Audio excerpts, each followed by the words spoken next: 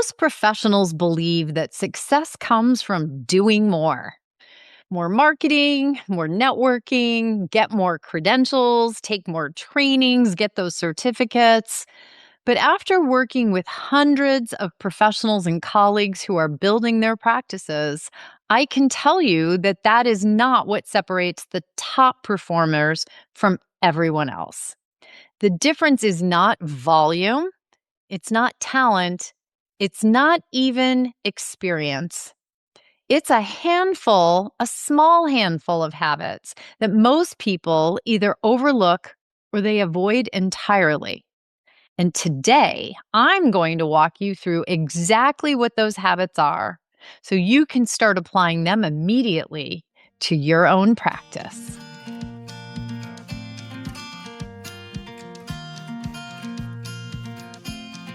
Welcome to the Practice Playbook podcast, your go-to resource for legal professionals, mediators, and entrepreneurial experts building modern, profitable, and purpose-driven businesses. I'm your host, Susan Guthrie, attorney, mediator, and #1 best-selling author with over 35 years of experience. I'm a former chair of the ABA section of dispute resolution, and I've helped thousands of professionals build practices they love through my books, coaching, and training programs. Each week, I'll bring you real-world strategies, mindset shifts, and behind-the-scenes insights to help you grow with clarity, confidence, and impact. Let's dive in. Welcome to the Practice Playbook podcast. I'm Susan Guthrie, and if you are a lawyer, mediator, or professional looking to build a more successful and sustainable practice, you're in the right place. You really are, because on this podcast, I share real-world strategies, insights, and lessons learned from building my own practices, yes, plural, and working with professionals and colleagues from across the country and even around the world who are doing the same. And today, we're going to dive into something that I see over and over again in my coaching and consulting work. And that is the difference between the professionals who are building thriving practices, which is very honestly a smaller percentage than those who are still struggling or still working, and those who feel stuck, right? Those are the people who feel stuck. And so many people come to me in that stuck place, and I can tell you these 7 habits are what help them get out of being stuck. Because here's the truth. It is not about working harder. In fact, a lot of my clients end up working less, but it is about working differently. What you're doing isn't working.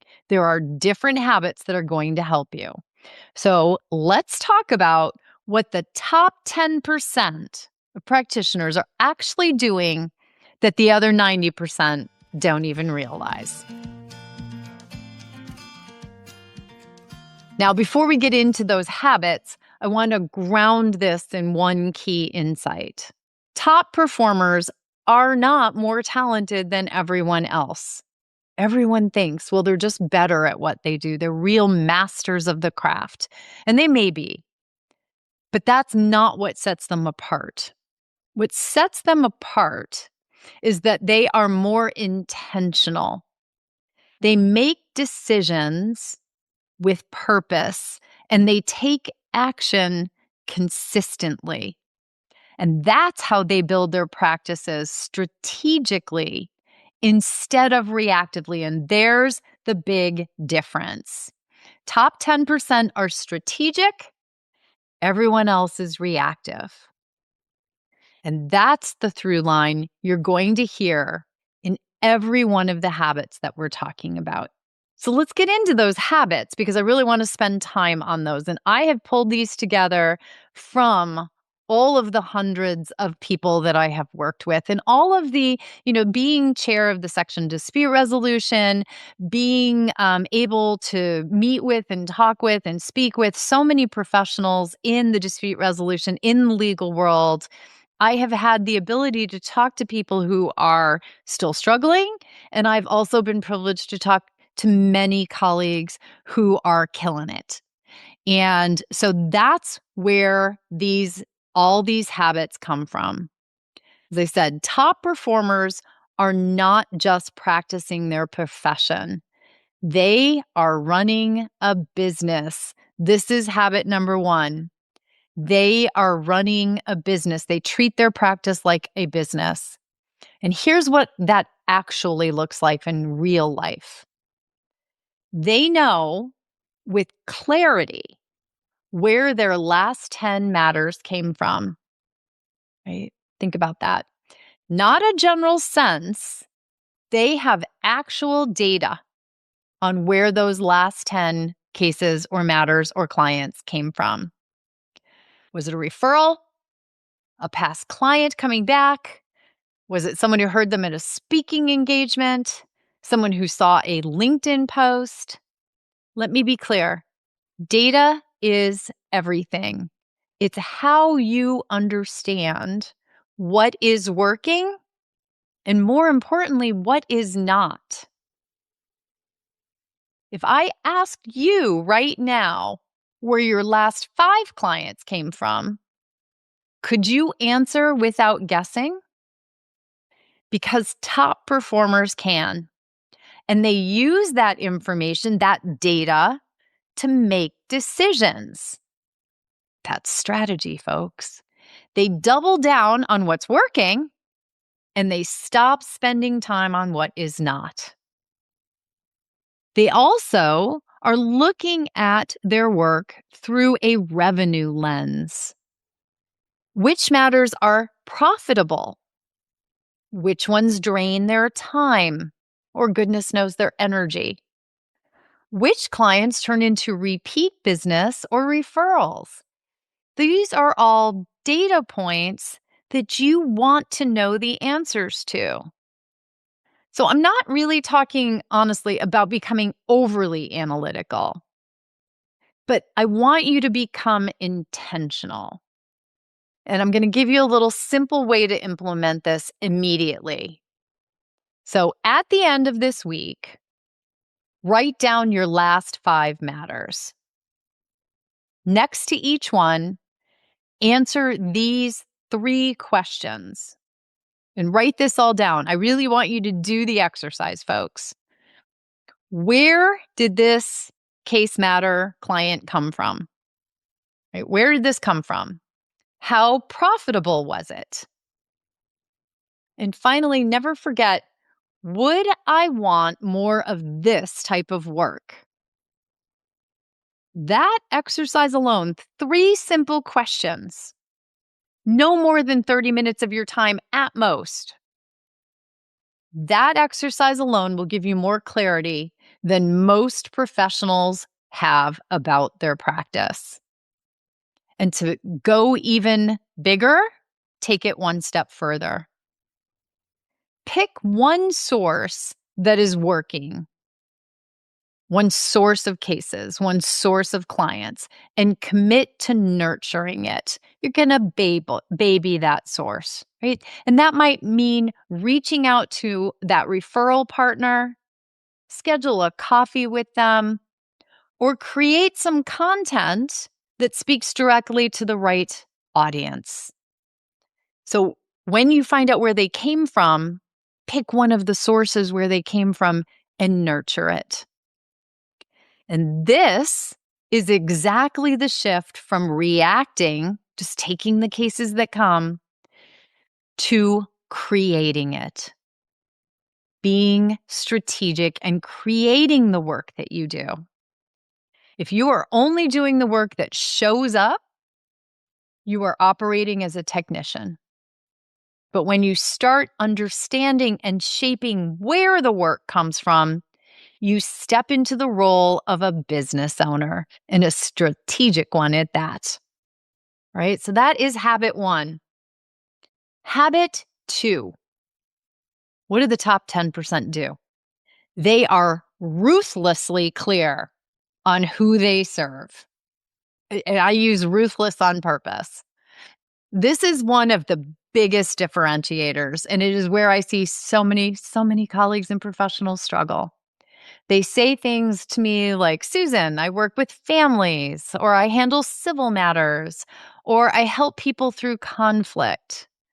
And while all of that may be true, it is not clear.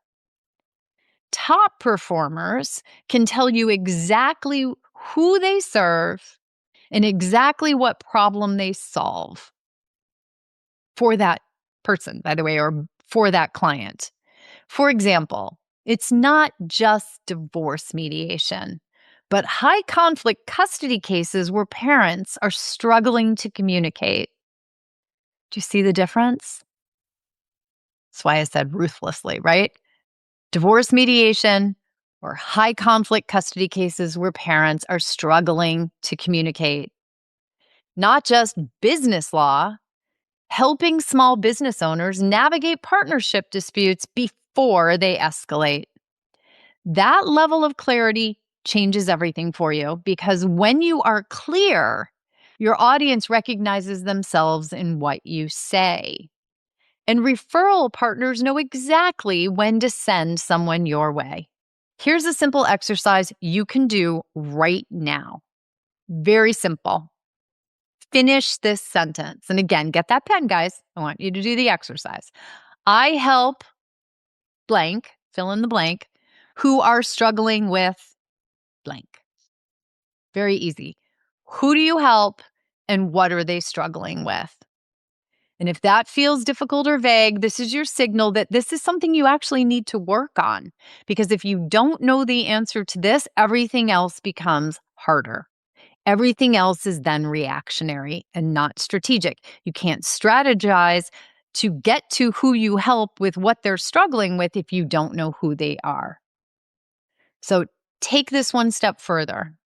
Think about your last 3 matters that you actually enjoyed and were profitable. I know it's a high bar, but so go back in time if you have to. But what were the last 3 matters you actually enjoyed and that were profitable? What did those clients have in common? Right? What did they have in common? What problems were you helping them solve or were you solving for them? That's your starting point. That's going to help you get clarity on I help fill in the blank who are struggling with fill in the blank. Clarity is not about excluding opportunities. I know everyone worries about that. When I want you to get really granular, everyone's like, yeah, but Susan, I don't want to turn away business. It is, you will get more business if you are clear about who you help and what you're helping them with. If no one knows what they should be coming to you for, then no one will come. So it's about becoming known for something specific. That's what creates that momentum, which is so common when you're talking about that top 10% and much less common with the other 90%. Habit number 3 for our top 10 percenters. They create visibility instead of waiting for it to happen. This is where a lot of professionals that I work with kind of quietly fall behind. They are excellent at what they do, but literally no one knows about it. It's like the tree falling in the woods. Are you a fantastic lawyer if no one knows you're a fantastic lawyer? Are you a great mediator if there's no one in the room that you're mediating with? Top performers do not wait to be discovered. They make themselves visible. And importantly, they do it in a way that feels manageable, not overwhelming. Because I know that's the immediate response. Oh my God, this is going to be marketing or something Susan's talking about. It is a little bit, but it is not intended to be overwhelming. It's meant to be manageable. They don't try, our top 10% do not try to be everywhere. They actually are really good about picking a few places that matter to the people they help, and they know the problem they help them solve, right? So where are those people? And they show up in those places consistently. So that might be LinkedIn. It might be speaking at local organizations. It might be staying in regular, warm contact with your referral partners. The key is consistency. Because visibility is not built in one post on LinkedIn or showing up for one speaking engagement or sending one follow up thank you note after a mediation. Visibility is built over time. So here's an easy way that you can implement this right now.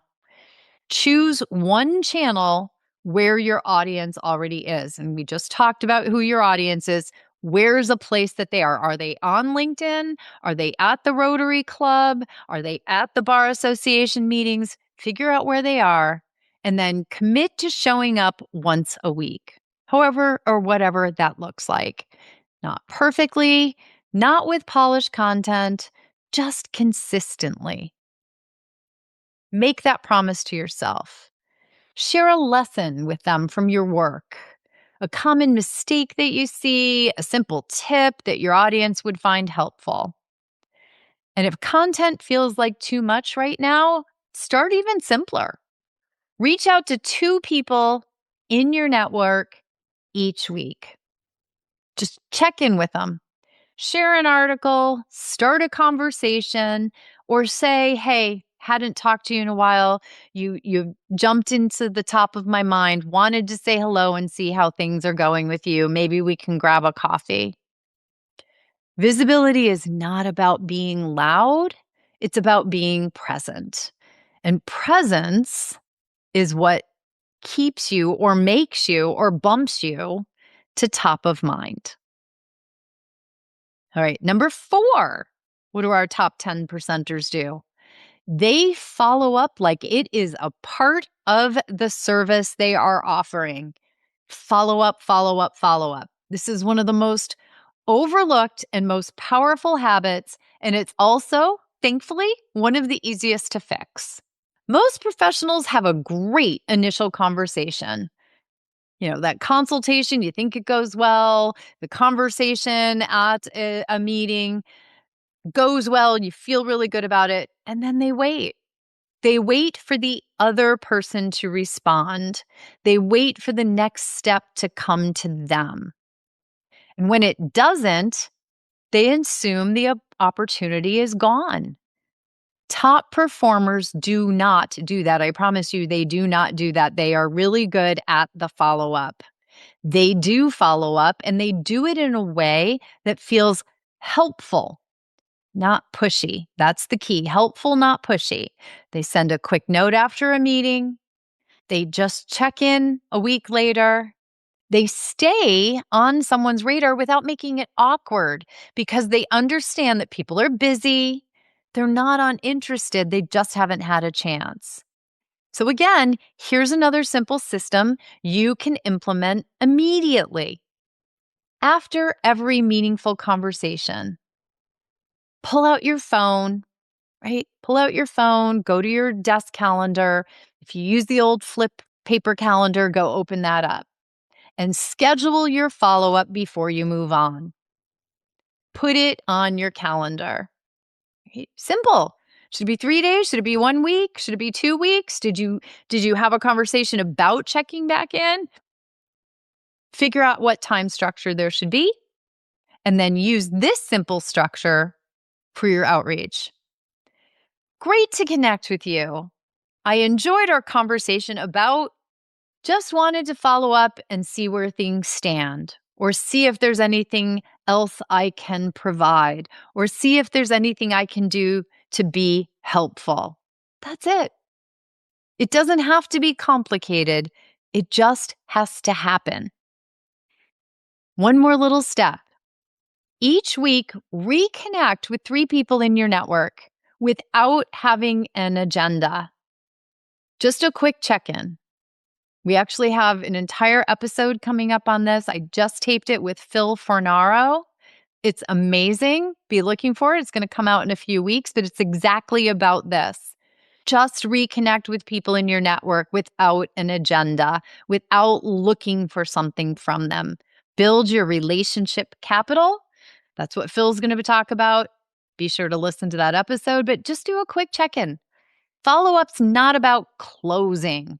I know I say coffee's for closers from Glengarry, Glen Ross, but follow up is not about closing. It's about staying connected. And that is where most opportunities are actually created. And the top 10 percenters know this. And not only do they know it, they follow through and actually do this. A lot of this, guys, is the actual, not just awareness of the habit, but actually following through and doing it. That's why I'm giving you actual tips on what you can do. So, habit number 5, they focus on relationships, not transactions.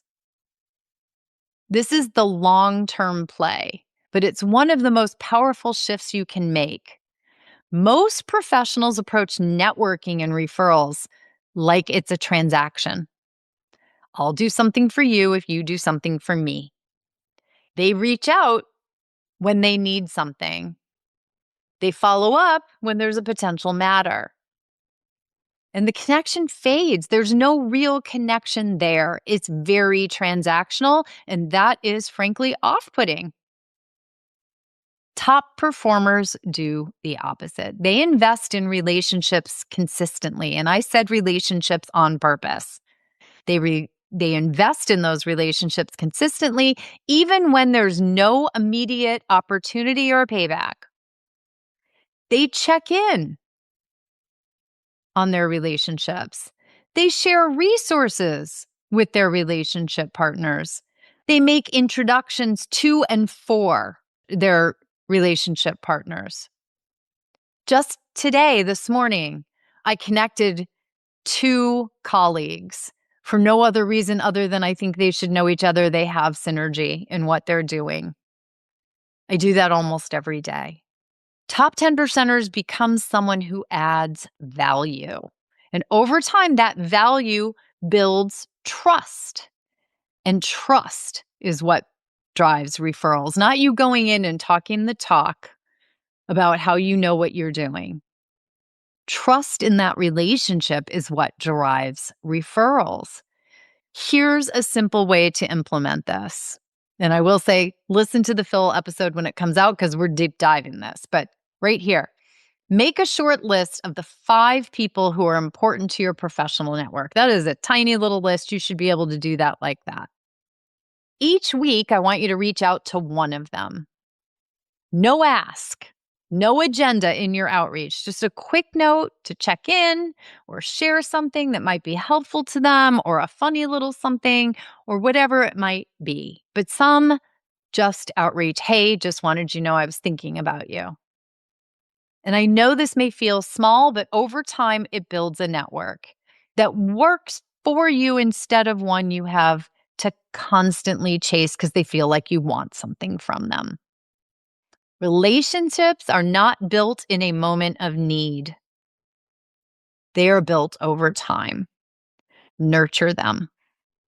Top 10 percenters do. All right. Habit number 6. We're closing in on the last 2 here. Top 10 percenters make decisions and take action on them. Right? This is where momentum is either created or lost. Almost every single person I work with spends a lot of time thinking.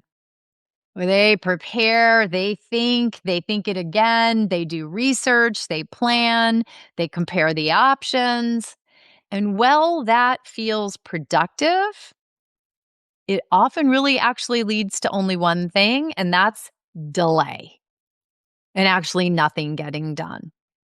Top performers approach it differently. They make decisions with the information they have, informed decisions based upon the information that they have, and then they take action, and then they adjust as they go because they understand that clarity often comes from doing, not thinking. I'll give you an example. Several months ago, I announced I was building a practice accelerator.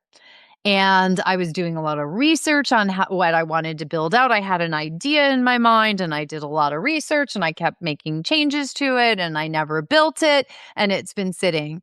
Well, in the past week, I'm really excited to say that I sat down, I took what I knew, and I took action. I have started to actually build it. Cannot believe how excited I am, and it's almost ready to launch. I'm absolutely having to adjust as I go. I'm learning, I'm adding things, I'm tweaking it. I want it to be fully realized when it launches, but it's going to launch soon. Be looking for it. I'll be talking more about it. But look how much time I wasted. I could have done this earlier. I didn't listen to my own list of habits here. I need to make a decision and take action. I want you to do the same. Here's a simple way to shift this. Identify one decision you've been putting off. And yes, you have one. We all do. What's one thing that you've been putting off? Should be something small but meaningful. And set a deadline for yourself, self-imposed deadline of 48 hours to make that decision. Then take one step forward immediately.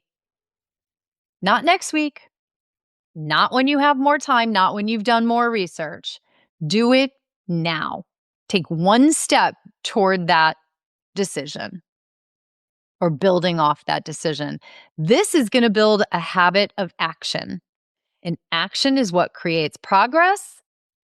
Remember that perfection is not the goal, movement is. Forward movement. Then finally, we're at habit 7. And habit 7 is just as important, if not more important, than all the other 6. Top 10 percenters invest in themselves strategically. And there's that strategic word again, but this time it's applied to how they invest in themselves. Top performers do not leave their growth to chance. And they also do not invest in their business randomly or what seems like the hot topic of the moment. They are intentional about where they spend their time, their energy, and their money. They look at their business and ask, where is the biggest gap right now? Is it in my visibility? Is it clarity around where we're going? Is it in the systems that we're implementing? And then they seek out support that directly addresses that gap.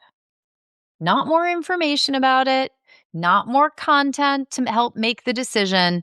They look for the support that leads to implementation because information without action doesn't change anything.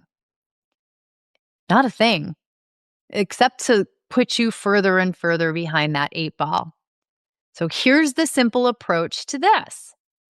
Ask yourself, what's the one area of my practice that if it were improved would make the biggest difference right now? Then identify one resource, program, or person that can help you move forward in that area. Google if you must. Go to ChatGPT or Claude and ask. Reach out to a colleague who's doing that one thing well. But find that resource, program, or person that's going to help you move forward in that area and commit to not just consuming that information, but implement it. Reach out, make an appointment to talk to that person. Go download that resource and start working on it. Go pay for that program and start watching it, whatever that might be. Top performers are not necessarily investing more. They may not be spending more money on their practice than what they do. They invest smarter, and that accelerates their growth. So there's 7 habits, and you may have been thinking as I'm going through them, well, yeah, Susan, you've talked about that before. I do. I talk about these things all the time. I write about these things in the books all the time. I put things out on LinkedIn. I talk about it on the podcast. If you're not doing all 7, it means there's more work to do. And usually, if even if you're doing 1 or 2, if your practice isn't where you want it to be, you're not doing all 7. So, what does this all mean for you? It means that you do not need to do everything, but you need to be honest about where you are right now. Go ahead, have a conversation with yourself. No one else needs to know. But sit down and have a chat with yourself about where you are right now. Where are you operating like the 90%? And where could you start operating like the top 10%? All right. As always, guys, I don't want to just leave you out here hanging. So, to help with all of this, I've created a resource for you that goes along with the episode. It's called the Top 10% Practice Assessment. It'll just be a simple scorecard that's going to walk you through each of these habits and help you identify exactly where your gaps are and where you should focus next, right? I wouldn't leave you guys hanging. I promise. Because awareness is just the first step, but action is what creates change. So the resource, the assessment's going to help you with awareness, and then the action is what's going to create the change in your practice. You can get access to the assessment in the link in the show notes. I highly recommend you do it. It is not going to take a long time. The payback on your effort is going to be clarity so that you can strategize how to move forward. And there's that word strategy again.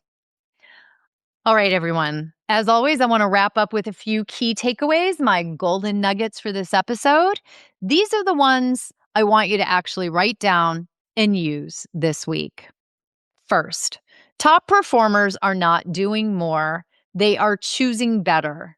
So ask yourself this: what am I doing right now that looks productive, but is not actually moving my practice forward? Busy work, guys. Replace one of those activities this week with something that creates opportunity. Next, if you cannot name your last 5 sources of work, you are not running your business is running you. You've heard that one before, but this is an explanation of that. Sit down, write down your last 5 sources of work, then choose one source to actively nurture in the next 7 days. Do some work. Next one, clarity creates referrals. If a colleague cannot easily describe what you do, they're not going to refer to you. Why would they? They don't know what it is that you actually do. They don't know when someone's talking to them looking for a referral, who should be coming to you. I want you to refine your one sentence, say it out loud, and if it feels vague, just know this: it's costing you work. Next, visibility. It's a habit, not an event. Visibility is not going to one program, being seen there, doing what you're doing, speaking, engaging with people, getting business cards. That is not visibility. Visibility is a habit. You need to pick one place, one outlet, one platform, and show up. So you're going to show up once a week for the next 4 weeks. Don't overthink it. Just be consistent, because consistency beats polish every time. Know that most opportunities are won after the first conversation. Right? Those opportunities come after the first conversation. But if you don't follow up, you are not finishing the job. Follow up is important. So schedule that follow up before you end the current interaction. Simple phone, Google Calendar, or in your old file of facts if you're a more seasoned practitioner. Know that relationships compound. So one thoughtful outreach a week can turn into 50 meaningful touch points in a year. That's how practices grow without constantly chasing. And finally, growth is not about knowing more. It's about implementing better and strategically. So choose one area to improve this month and commit to doing the work, not just learning about how you might make changes. You do not need to change everything. You just need to start with one shift and follow it through. All right, listeners, if this episode resonated with you, I encourage you to take the next step and actually use the assessment. And if you're ready to go deeper and build a more intentional, profitable practice, that's exactly the work I do with professionals every day. You can learn more about that in the Practice Playbook series of books, or by booking a strategy session with me, or Listen to the other episodes. We have hundreds of them in the repertoire, in the archive for you. Thanks so much for joining me today. And until next time, keep building the practice and the business that you actually want. Thanks so much for listening to the Practice Playbook podcast. If you enjoyed today's episode, I would love it if you'd take a moment to leave a review, follow the show, or share it with a colleague who's ready to build the practice of their dreams. If you want more support and tools like the ones you heard today, join the waitlist for the Practice Accelerator, my brand new subscription program packed with resources to help you grow smarter. You can find the link in the show notes or visit susaneguthrie.com to learn more. Until next time, stay focused, stay intentional, and remember, success starts with the right playbook.